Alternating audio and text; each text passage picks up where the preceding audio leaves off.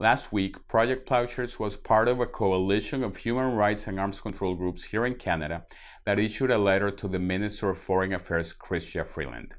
The letter relates to a report released by the government into allegations that Canadian-made military equipment was misused by the Saudi Arabian armed forces last year in the eastern province of that country. We examined the report, the government report, and we were not impressed.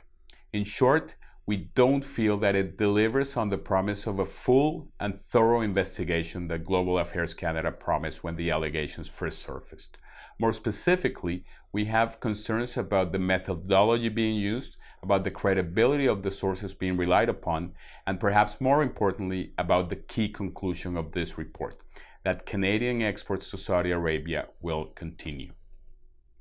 At the same time, Canada is in the process of making the necessary arrangements to join the International Arms Trade Treaty in the near future, and in that context has made repeated promises of increased rigor and transparency around the arms trade.